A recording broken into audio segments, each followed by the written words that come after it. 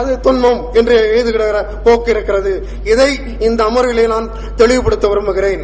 இப்போது பாருங்கள், அந்த கவிதை சீதை என்கிற கவிதை மலேசியாவில் பெரிதும் பேசப்படுகிற ஒரு கவிதை.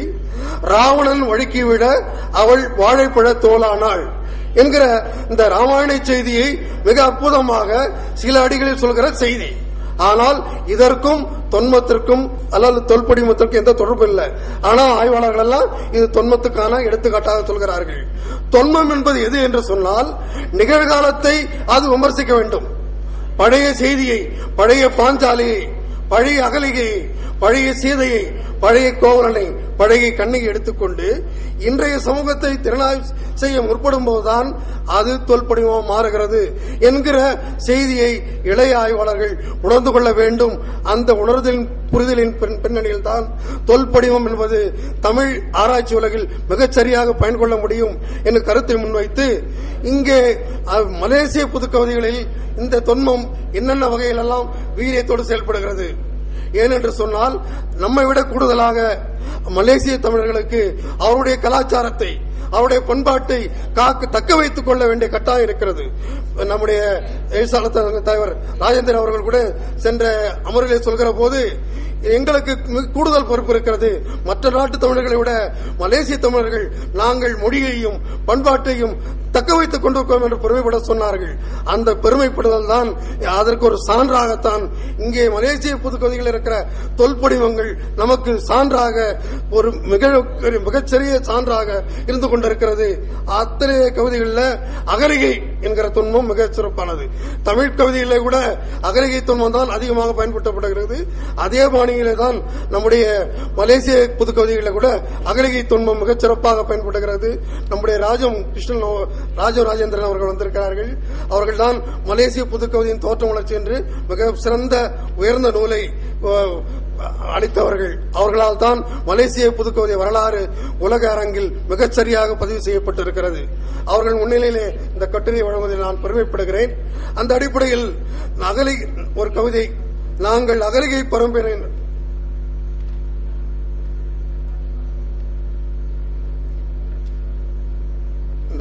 நாங்கள் அகலிகை பரம்பரையினர், அதனால்தான் வேஷக்காரர்களை கண்டு ஏமாந்து விடுகிறோம். கண்டவன் அணக்கு இண்டு என முகம் சுளிக்கிறான். எங்கள் சாபம் தீர எந்த தசரதகுமாரன் எப்போது வருவானோ என்கிற எம்ஏ இளஞ்செல்வன் கவிதை இந்திரனிடத்தில் போய் விடத்து ஏமாந்து வாழ்வை இழந்த அந்த அகலிகை போல மலேசிய தமிழர்கள் பல வேடதாரிகளிடம் ஏமாந்து நிற்பதை இக்கவிதை பதிவு செய்கிறது. தூர தேசத்து துன்பங்களினூடாக நம் தொல் மரபுகளின் உயரங்களை உணராமல் அவற்றை இழநினைக்கும் மனிதர்களுக்கு எளிதான ஒரு அழுத்தமான குரலை இக்கவிதையில் நாம் கேட்க முடிகிறது. அதே போலத்தான் அடுத்த கவிதையிலும் இது ஒரு ராமாயண தொன்மம். சிறை மீட்கப்பட்ட தேசங்களிலெல்லாம் சிறை மீட்கப்படாத சீதைகளின் அவலக்குரல்கள் விடுதலைக்காக ஒலித்துக் கொண்டுதான் இருக்கின்றன. பா ராமுடைய கவிதை. இதுவும் ஆணுக்கு பெண் சமம் என சட்டங்கள் சொன்னாலும், பெண் தனக்கான வாழ்வை தானே தீர்மானித்துக் கொள்ள வேண்டும் என தலைவர்கள் சொன்னாலும் நடைமுறை உண்மை வேறாக இருக்கிறது. நாட்டு விடுதலை முன்னிறுத்திய அளவிற்கு பெண் விடுதலை பேச ஆணாதிக்க சூழல் அனுமதிக்காத செய்தியை இந்த கவிதை பேசுகிறது. அதுபோலவே இந்த முரண்பட்டு கிடக்கிற இந்த இன்றைய வாழ்வியலை பேசுகிற அடுத்த கவிதையும் நாம் கவனத்துக்குரியது. நவீன மகாபாரத போரில் கீதா உபதேசம் சொன்ன கண்டனே கைதானான். அம்புரா துளியில் அம்புகள் இழைப்பார நாக்குகளோ வார்த்தைகளில் விஷம் தீண்டி அணுகுண்டுகளாக A.S. பிரான்சிஸ் என்கிற ஒரு நல்ல கவிஞர் படைத்த கவிதை இது. இதை போலத்தான் பல கவிதைகள். நேரம் இல்லை. அடுத்து சாம்பலாக்கப்படும் உண்மைகள் என்கிற அடுத்த செய்தியில் ஒரு நல்ல கவிதை ஒன்று இருக்கிறது. அதை மட்டும் சொல்லிவிட்டு நான் முடிக்கலாம் என்று நினைக்கிறேன். முக்கண்ணா, நல்லவர்களை நீ நெற்றிக்கண்ணால் எரித்து விடுகிறாய். அன்றிலிருந்து நக்கீரர்கள் இங்கே சாம்பலாக்கப்படுகிறார்கள் என்கிற ஞானாசிரியன் கவிதை நெற்றிக்கண்ணும் தொல்படிமத்தை மிகச் சிறப்பாக கேண்டிருக்கிறது. அதுபோல போதி மரத்தை மிகச் சிறப்பாக, பால் மரத்தையும் போதி மரத்தை ஒப்பிட்டு ஒரு நல்ல கவிதை வந்திருக்கிறது. பால் மரங்களும் போதி மரங்கள் தான் எங்களுக்கு பாடங்கள் புகட்டும். சுரக்கும் வரை எங்களை சுரண்டிக் கொண்டுதான் இருப்பார்கள், உழைக்கும் வரை உங்களையும் தான் என்று சண்முக சிவாவின் கவிதை மிகச்சிறந்த தொல்படிமத்துக்கு உயர்ந்த எடுத்துக்காட்டு. வில்லொடித்தாவது எங்களை ஏற்றுக்கொள் என்ற கடைசி சந்தோஷத்தை கூட அமாவாசை ஆக்கிவிட்டாயே என்கிற அருணாசலம் கவிதையும் இங்கே கவனத்துக்குரியது. இதை போல ஏராளமான கவிதைகள் இருக்கிற காலம் கருதி இதோடு நிறுத்திக் கொண்டு சில முடிவுகளை மட்டும் நான் சொல்லியாக வேண்டும். இந்த கருத்தியல் ரீதியாக நான் சொன்ன இந்த விதத்தில் ஒரு 4 கருத்தியல்களை முன்னிறுத்த விரும்புகிறேன். ஒன்று, மலேசிய புதுக்கவிதைகளில் இடம்பெற்றுள்ள தொல்படிமங்கள் அனைத்தும் காலத்தை வென்று நிற்கும் பொது பண்பை பெற்று திகழ்கின்றன.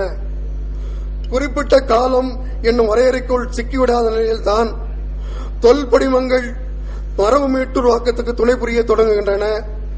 சிந்தனைகளை சிந்தாமல் சிதறாமல் வாசகனிடம் கொண்டு சேர்க்க பிற கவிதை நுட்பங்களை விட தொல்படிமங்கள் கூடுதலாகவே வினைபுரிகின்றன.